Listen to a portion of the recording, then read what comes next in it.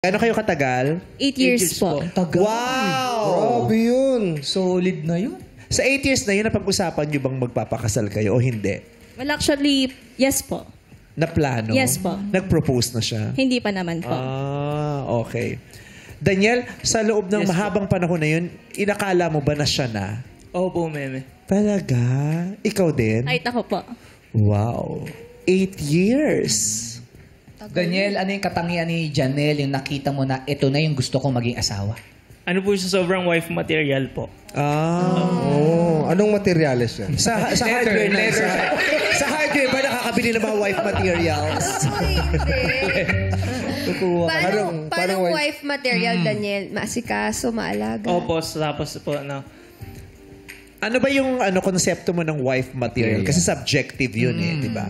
Ano yung konsepto sa'yo ng wife material na nakita mo sa kanya? sobrang bait niya po, meme. Sobrang professional kung mag-handle po ng problema. Oh. Professional mag-handle ng problema. So pag nag-aaway kayo sa office kayo nag-uusap. Oo. Pag may gastos, may official receipt. Official lagi. Yeah. Oo. Tapos pag magde-date sila, may kasamang barangay. Official. Wow. Siya, husband material naman siya para sa'yo? Yes po, for me po. Lalo na po yung the way na pagluluto niya. Ang love language siya po kasi yung kailangan busog ka. Kailangan bubusugin ka niya muna. Then, ayun po. Bago siya aawayin, bubusogin ka Po, mo. parang gusto niya pong laging busog po ako. Yun po yung way ng pagmamahal niya po sa Yun akin. ang pag-aalaga. Yes po.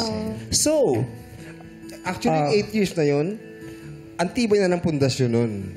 Dami nang napagdaanan, Oo. Alam mo, salagpasan. parang ka nakaka-relate doon. Kasi 8 years sila eh. Oo. Matindi na nga yung pundasyon, di ba? Oo. Ilang years ba kayo? Mawalang galang naman.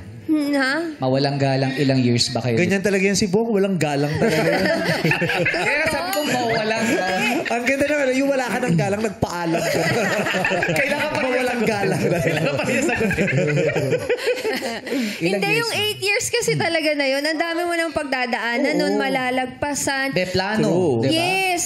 Parang Tsaka- feeling mo, wagi na yun, no? Oo, tsaka ano na yun, parang kilalang-kilala nyo na yung isa't isa kahit hindi yan magsalita, kahit hindi Correct. magsabi kung anong nararamdaman. Titigan pa lang, alam na ang sinasabi sa bawat isa. Isang ganun lang yan.